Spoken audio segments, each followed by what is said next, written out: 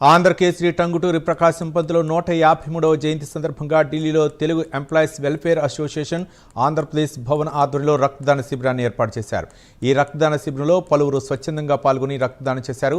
టంగుటూరి జయంతి సందర్భంగా 1994 నుంచి red cross సహకారంతో రక్తదాన శిబిరం నిర్వహిస్తున్నట్లు డాక్టర్ విద్యానిధి తెలిపారు. ఎంప్లాయీస్ వెల్ఫేర్ అసోసియేషన్, నేను దానికి ప్రెసిడెంట్ని. నా పేరు సుశీల వరదరాజు. ఈయన మా వైస్ ప్రెసిడెంట్ విద్యానిధి, తను మా ట్రెజరరు హరిబాబు. మేమందరం ఈ ఆర్గనైజేషన్ ద్వారా ప్రతి సంవత్సరం మా టంగుటూరి ప్రకాశం పంతులు, మొట్టమొదటి మా ఆంధ్రప్రదేశ్ చీఫ్ మినిస్టర్ ఆయన జయంతి సందర్భంగా ప్రతి సంవత్సరం బ్లడ్ డొనేషన్ క్యాంపెయిన్ నిర్వహిస్తూ ఉంటాము.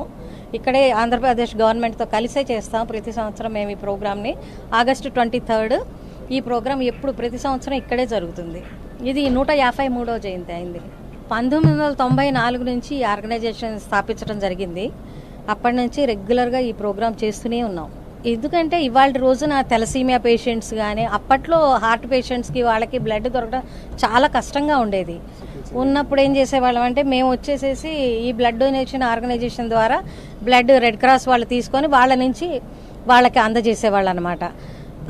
అంటే బ్లడ్ అవసరం ఉన్న ప్రతి ఒక్కళ్ళకి వాళ్ళు ఒకవేళ వాళ్ళ నుంచి అవైలబిలిటీ లేకపోయినా మా డోనర్స్ తప్పకుండా హాస్పిటల్కి వెళ్ళిపోయి ఇచ్చేసేసి వాళ్ళకి ఇచ్చేస్తూ ఉండేవాళ్ళు, సర్వీస్ చేసేవాళ్ళు. ఈ రకంగా నా పేరు డాక్టర్ విద్యానిధి అండి. ఈ తెలుగు ఎంప్లాయీ వెల్ఫేర్ అసోసియేషన్ 1994 నుంచి నిరంతరం కూడా మన ఆంధ్రప్రదేశ్ చీఫ్ మినిస్టర్ శ్రీ టంగుటూరి ప్రకాశం పంతులు గారి తాలూకు జయంతి సందర్భంగా ప్రతి సంవత్సరం కూడా రెడ్ క్రాస్ వారి తాలూకా సౌజన్యంతో మా తెలుగు ఎంప్లాయీ వెల్ఫేర్ అసోసియేషన్ నిర్విఘ్నంగా ఇది కార్యక్రమం చేస్తుందండి.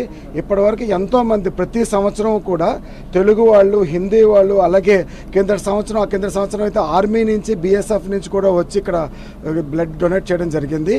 ప్రతి సంవత్సరం కూడా రెడ్ క్రాస్ తరపు వాళ్ళు మాకు చాలా సహకారం చేస్తున్నారు.